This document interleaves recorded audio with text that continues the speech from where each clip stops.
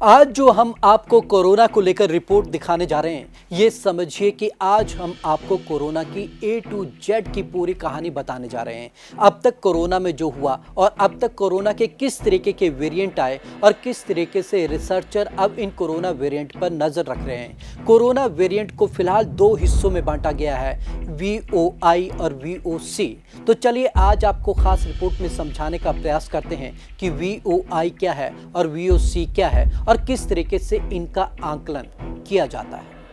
Corona के नए नए रूप यानी कि वेरिएंट सामने आ रहे हैं। कोई ज्यादा खतरनाक है तो कोई नॉर्मल बिहेव करता है, कोई बहुत ज्यादा तेजी से फैलता है लेकिन जानलेवा कम है। इसकी वजह से कोरोना के ऐसे वेरिएंट को वेरिएंट ऑफ कंसर्न यानी कि VOC और कोरोना वेरिएंट ऑफ इंटरेस्ट यानी कि VOI की श्रेणी में रखा जा रहा है। WHO ने अभी 4 वेरिएंट को VOC में रखा है और अन्य 4 को VOI की श्रेणी में रखा है। वहीं पूरी दुनिया में अभी 12 और वेरिएंट एक्टिव हैं, जिसे WHO ने अलर्ट कैटेगरी में रखा है और इस पर नजर रखी जा रही है।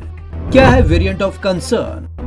वेरिएंट ऑफ कंसर्न उसे कहते हैं जो वेरिएंट बहुत तेजी से फैलता है, ज्यादा सीवियर है, वैक्सीन के असर को कम कर देता है, क्लिनिकली डिजीज बढ़ा देता है। ऐसे वेरिएंट को वेरिएंट ऑफ कंसर्न में रखा गया है। इस बारे में Covid expert doctor Anshuman Kumar का कहना है कि वेरिएंट ऑफ कंसर्न का मतलब है यह हम सभी के लिए जानना जरूरी है। हमारे कंसर्न से है वेरिएंट कैसा बिहेव कर रहा है, कितना खतरनाक है। इन चीजों को डॉक्टर के साथ साथ आम लोगों को भी समझना जरूरी है।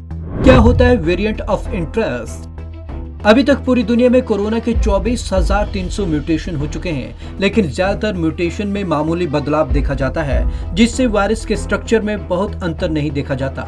लेकिन जब म्यूटेशन में वायरस के स्ट्रक्चर में बदलाव हो और उसका बिहेव बाकी से अलग हो जाता है, तब उस पर नजर रखना जरूरी है। जो भी नया वेरिएंट सामने आता है, संक्रमण करता है और मामले देखे जाने लगते हैं, तो उस वेरिएंट पर नजर रखनी होती है। उसे शुरू में वेरिएंट ऑफ इंटरेस्ट में रखा जाता है। वेरिएंट ऑफ इंटरेस्ट के मामले का मतलब है कि एक्सपर्ट इस पर नजर रखे हैं, इसका क्लिनिकल डाटा जमा करें, इसके संक्रमण दर सीवियरिटी की स्टडी करें। ऐसे तय होता है कितना खतरनाक है वेरिएंट। मुख्य रूप से 4 ऐसे कारण हैं जिनके आधार पर वेरिएंट ऑफ कंसर्न की कैटेगरी तय होती है। इन 4 कारणों में से अगर कोई एक कारण भी मिल जाए तो वह वेरिएंट VOI से VOC में बदल जाता है। पहला ये कि जब म्यूटेशन वायरस के संक्रमण की दर बहुत अधिक हो।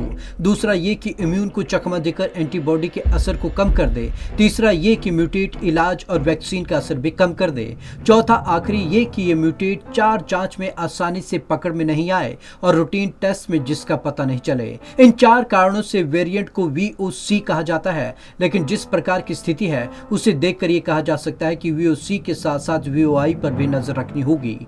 खासकर VOC में यह देखा जा रहा है कि वेरिएंट वैक्सीन को भी ब्रेक थ्रू कर रहा है, यानी कि उसकी एंटीबॉडीज इसे रोक नहीं पा रही। ये चिंता की बात है, एक नई चुनौती है। जरूरी है कि वैज्ञानिक इस पर सख्ती से नजर रखें। ऐसा भी हो कि आने वाले समय में वैक्सीन को अपडेट करना पड़े। जिस प्रकार इन्फ्लुएंजा वैक्सीन में बीच बीच में बदलाव करना पड़ता है, वैसा ही कोविड के खिलाफ भी करने की स्थिति बन सकती है। इस वक्त ये 4 वेरिएंट VOC की श्रेणी में अल्फा B.1.1.7। अल्फा वेरिएंट सबसे पहले सितंबर 2020 में यूके में मिला था। इसे 18 दिसंबर 2020 को VOC में शामिल किया गया। Beta B.1.351, B.1.35.2, B.1.351.3। यह वेरिएंट मई 2020 में सबसे पहले साउथ अफ्रीका में मिला था। 18 दिसंबर 2020 को इस वेरिएंट को VOC में शामिल किया गया। इस वेरिएंट में 2 और छोटे छोटे बदलाव देखे गए। Gamma P.1, P.1.1, P.1.2। नवंबर 2020 में वेरिएंट सबसे पहले ब्राजील में पाया गया। 11 जनवरी 2021 को इस वेरिएंट को VOC में शामिल किया गया। Delta B.1.617.2, AY.1, AY.2। अक्टूबर 2020 को यह वेरिएंट भारत में मिला। 11 मई 2021 को इस वेरिएंट को VOC में शामिल किया गया। इस वेरिएंट में और 2 छोटे छोटे बदलाव हुए। ये 4 वेरिएंट है VOC की श्रेणी में। ETA B.1.525 दिसंबर 2020 में एक साथ कई देशों में देखा गया। 17 मार्च 2021 को इसे पहली बार VOI में शामिल किया गया। ओटा B.1.526। नवंबर 2020 में सबसे पहले यह वेरिएंट यूएसए में देखा गया। 24 मार्च 2021 को इसे VOI में रखा गया। Kappa B.617.1। यह वेरिएंट पहली बार भारत में अक्टूबर 2020 में देखा गया।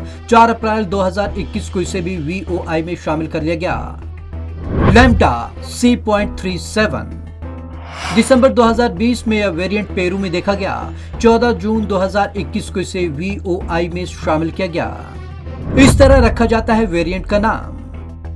कोरोना महामारी जो फैली उसके मूल वायरस का असली नाम SARS-CoV-2 है। अब समय के साथ साथ इस असली वायरस में बदलाव यानी कि म्यूटेशन होना शुरू हुआ, तो अब तक 24,300 म्यूटेशन हो चुके हैं। लेकिन इसमें से जो म्यूटेशन VIC या VOI में कैटेगरी में है उसे WHO ने नाम दिया है। पहले जिस देश में म्यूटेशन पाया जाता था उसका नाम उसी देश पर रख दिया जाता था, जैसे UK strain, south African strain आदि।